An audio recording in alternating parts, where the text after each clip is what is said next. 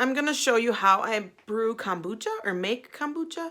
Kombucha is a fermented tea drink that takes a little while to make, and I make it all the time, and I drink it probably, 5 times a week maybe.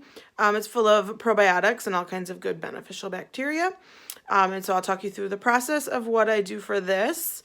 The first thing you have to do is boil water. So I think this is about a gallon of water. I don't remember the original recipe that I started making this from, but this is what I've always done. I fill this pot with water.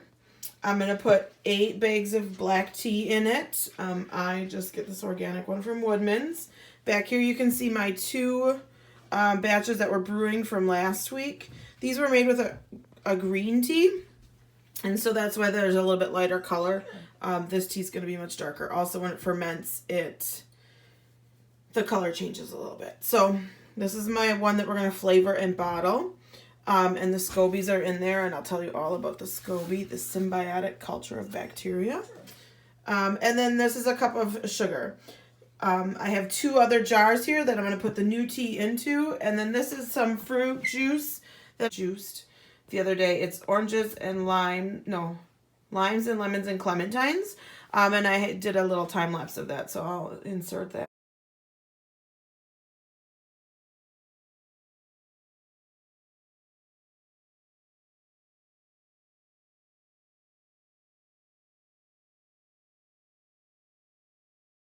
I'm going to bring this water to a boil. Once it boils, I'm going to add the cup of sugar and 8 of the tea bags, and I'm going to turn it off, and we're going to let it cool completely, and then I'll show you the next steps.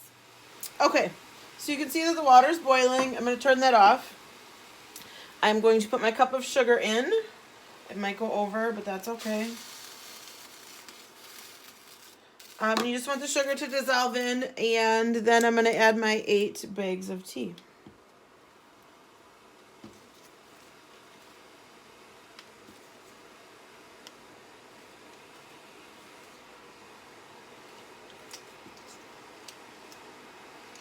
So I just leave that sit there until it cools enough that I can add it to my SCOBY without killing the bacteria in the SCOBY.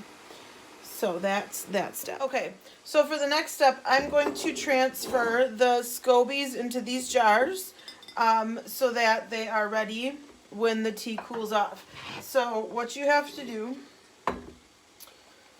as I take off the paper towel, the reason I put paper towel on top is because air still has to get to it, to the kombucha. You don't want to seal it tight, but you don't want anything to get in there. Things can, like, fruit flies can get in there, and it can get bad and gross, and bacteria can grow.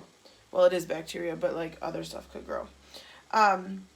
So if you look the top and see how oh shoot, I just spilled it everywhere. Okay, well, that's real life, people. This is me being an amateur at this. And my dog's coming over to look it up. Super. This is the SCOBY, so it's like this chunk of bacteria that grows on the top, and that's where all the good bacteria is that will help ferment the tea. So that's just one piece of it. It grows new layers as it goes. So I washed my hands really good before I did this, because if I had dirty hands, that would be bad. So here's a bigger piece of it, and it looks kind of snotty and pretty gnarly, but it's really a great thing. So that's the SCOBY. So I'm going to... Oh, Fig cleaned it all off the floor for me, so that's great. So I'm going to put all the SCOBY in here, and sometimes if it gets to be too much SCOBY, I will divide them. I'll throw pieces out. I actually have kept SCOBY in the fridge and then use them later, or like if I go on vacation, I will put them in the fridge. They go dormant in there, and then you can reuse them.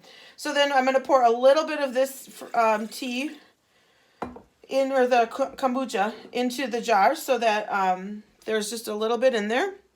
You need that to help the next batch get going. So that is what I'm going to leave behind, and that's where I'll add the new tea. So I still have another piece of SCOBY in the bottom of this one. I don't know if you can see it. So I'll discard that one because I don't need all of that. So I'm going to do the same thing with this one. Oh my gosh, it's so heavy, but I'm very strong.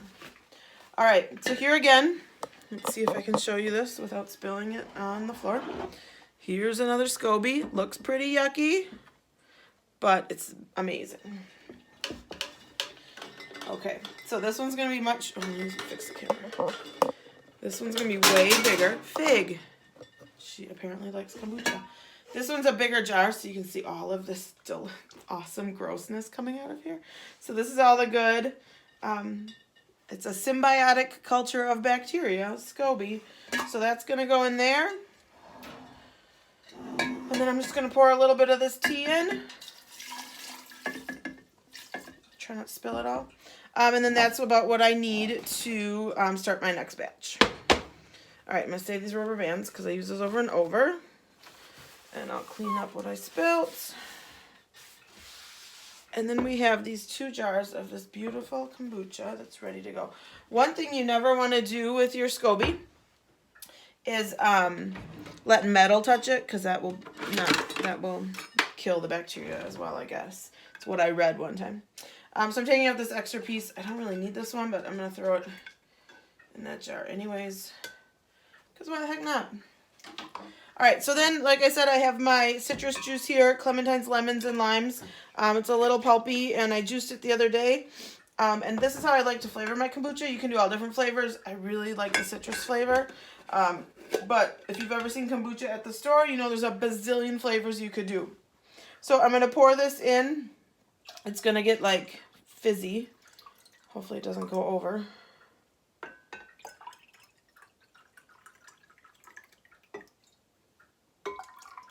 There we go. I guess it didn't get too fizzy. And now at this point, I'm going to get a tight lid for these. You don't have to do the paper towel anymore. So this one is just an old pickle jar. You can probably see the remnants of the label on there. And then this is just a mason jar. So I have some lids that I'm going to put on here.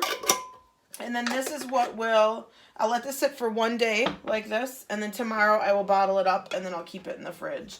And it'll stop fermenting. The reason I let it sit for a day is it will kind of infuse the flavor. It breaks down the citrusiness, I don't know.